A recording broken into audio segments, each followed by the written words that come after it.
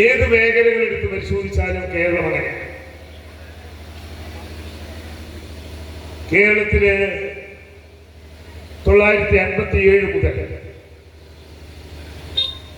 56 കേരളം രൂപം കൊള്ളുന്നത്. 57 communist government ആണ് വന്നത്. EMSന്റെ ഭരണം. ആ EMSന്റെ ഭരണം വന്നപ്പോ ഇന്ത്യയിലെ മറ്റേത് സ്റ്റേറ്റുകളിൽ വ്യത്യസ്തമായി പുതുതായി വന്ന ഒരു സംസ്ഥാനം എന്ന രീതിയിൽ കേരളത്തെ പഠിച്ചുകൊണ്ട് ഒരു രൂപരേഖ തയ്യാറാക്കിക്കൊണ്ടാണ് EMS ഭരണം ആരംഭിച്ചത്. അന്ന് കമ്മ്യൂണിസ്റ്റ് ഗവൺമെന്റ് വന്നപ്പോ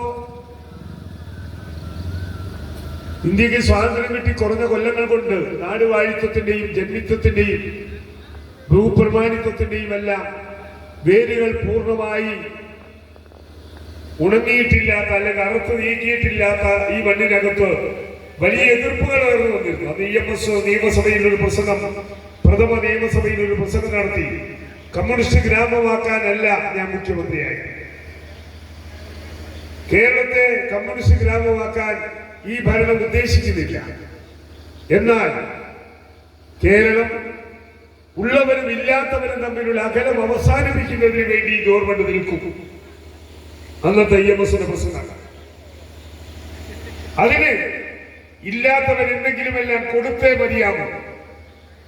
അതിനുള്ള നിയമ നടപടികളും അതിനാവശ്യമായിട്ടുള്ള തീരുമാനങ്ങളും ഗവൺമെന്റ് എടുക്കും.